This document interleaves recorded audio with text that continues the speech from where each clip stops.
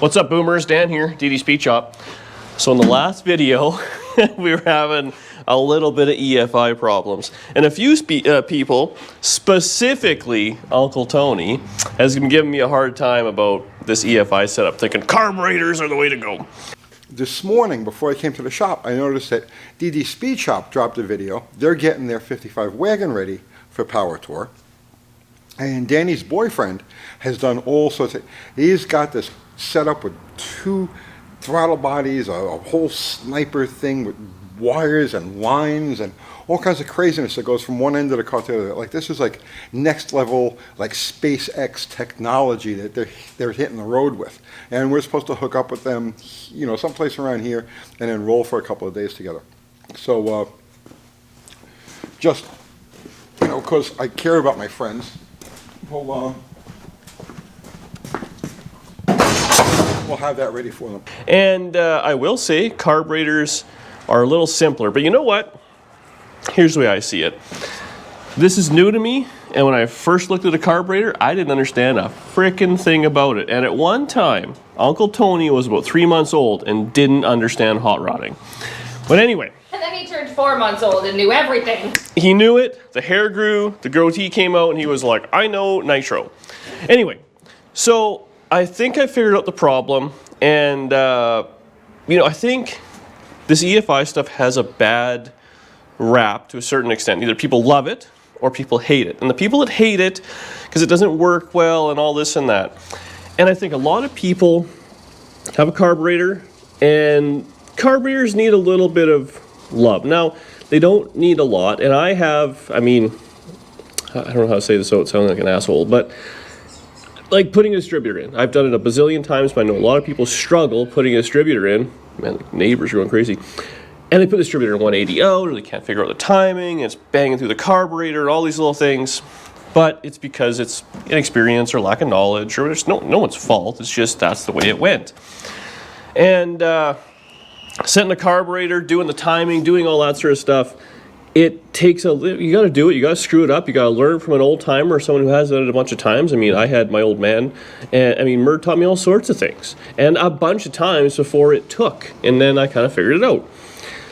The problem with this EFI is I think people think you're going to buy it, you're going to bolt it on, and it's going to solve all of your problems, which is not true. There's lots of stuff you have to follow on this. And you have to make sure it's wired properly and all sorts of screwing around. And ultimately, just like anything, when you're building a car or a hot rod or whatever, you got to work your way through it. I put a few of those LS motors in. I thought, oh, this will be great. And I screwed every single one of them up. But eventually, it works. So, we have twin snipers on this. And I mean, this, I believe it's relatable to Mrs. Holley, you know, Phytech or any of the other kind of brands. It's the same kind of principle. It's a throttle body with some injectors in it. It's kind of like mid-90s Chevy truck technology is how I see it. It's like an old TBI deal.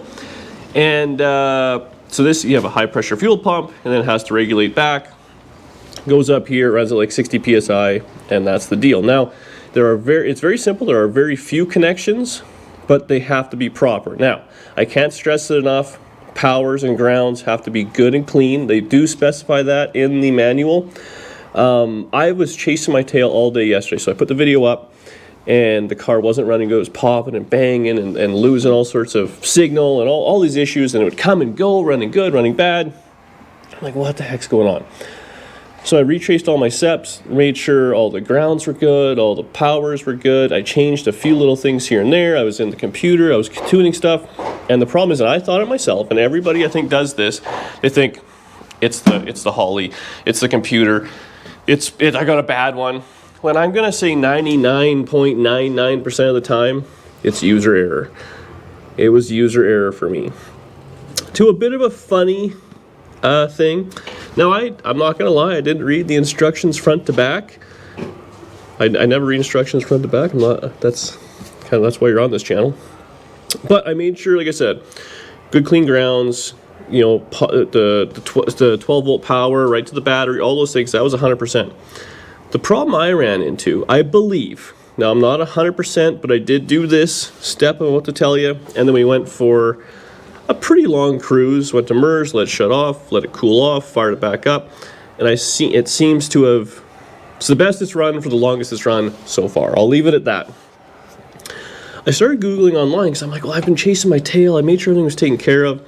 And guys on there were talking about RFI signal or like an EMS or EMP or whatever it was, which is electric kind of static or pulses affecting the wiring in the computer. And I'm like, well, that seems pretty complicated.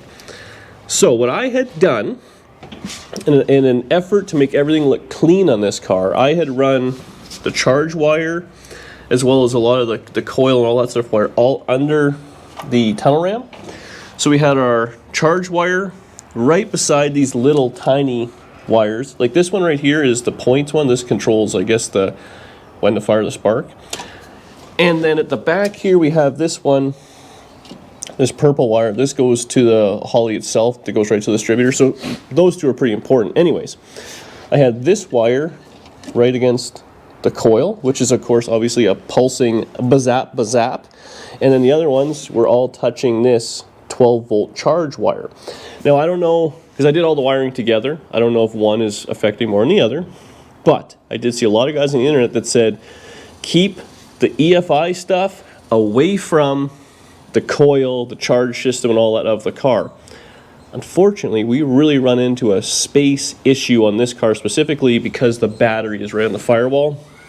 So if I had, let's say, you know, all the charge and all that sort of, and the coil on one side, and I had the Holley computer and all that on the other side, maybe I wouldn't run into this issue. I was also trying to make it look clean and nice. So obviously this is temporary. We're not 100% done, but with the charge wire away, I ran all this stuff over and away, you know, just, you know, a couple of fingers away. Nothing crazy. It's all ugly looking. There's splices, there's miscellaneous stuff I was playing with because I didn't know what was going on. But that's what had it run the best. Now, I did have the battery disconnected overnight, so I don't know how that affects the computer if it forgets things, because obviously once it gets up to temperature, it learns and all that. So, I mean, you know, the pipes are cold. We'll just see if it'll cold start here.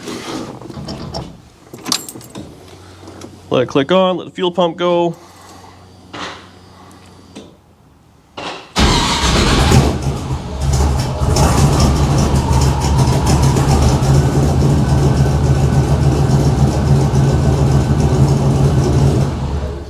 So it kicked on. Obviously it was a little, have to figure itself out. I'm believing that was because I disconnected the battery, but it did start easy. Before, if you watched the last video, it was a nightmare. It didn't want to start. You had to give it gas. It was crank, crank, crank. Then it would rev up and rev down. And the screen itself, so if you guys are familiar with the Holley, I don't know, I guess all the other ones must have some sort of screen. It would be fine, fine, fine. Then it would flash no data across the screen. It was like there was an ignition cut.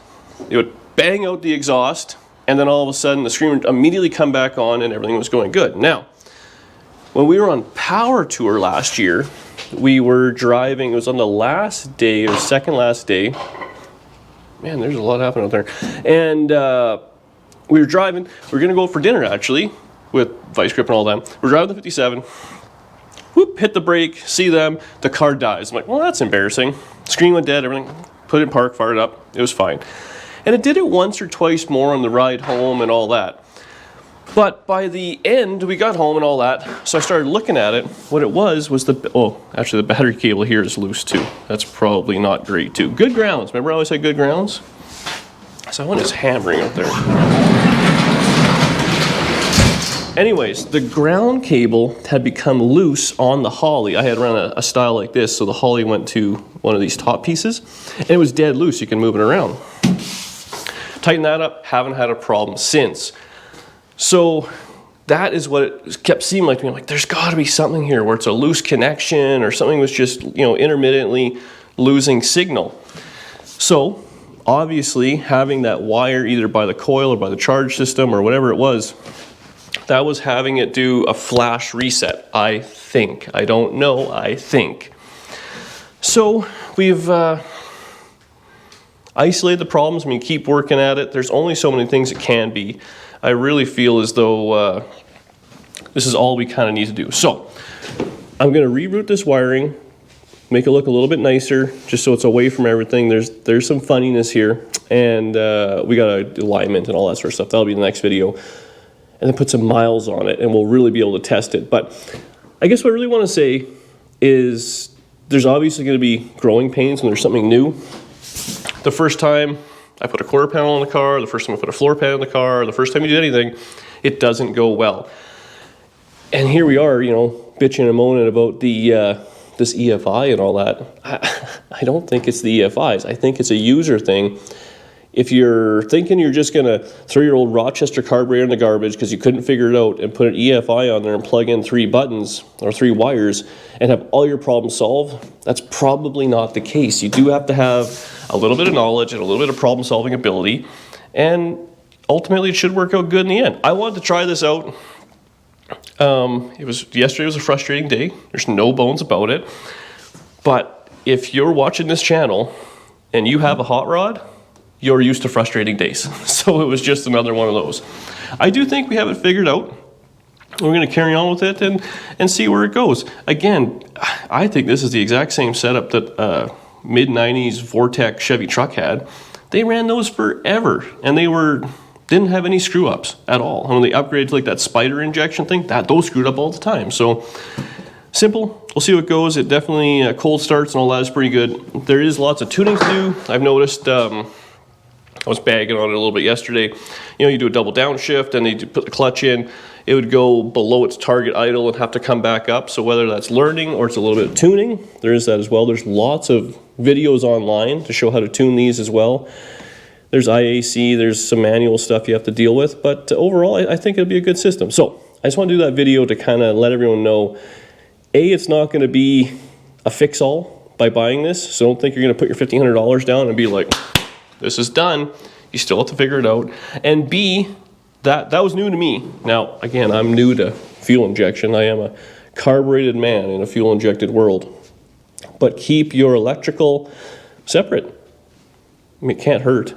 And we'll see how it goes. So there you go. I just wanted to address that real quick. Like I said, the next video we'll be putting this thing all together, putting some miles on it, and hopefully we'll have trouble-free miles. Unfortunately, it's going to rain the next 5 days. If we can get past that, we should be good. So thanks for watching. Comment below if you've had these issues before, or if I'm missing something or whatever. There was a lot of great comments in the last video, but I think now we're kind of honing in. So if I can learn along the way and pass it on, I would love to do that. Thanks for watching. I'm done. Uncle Tony sucks.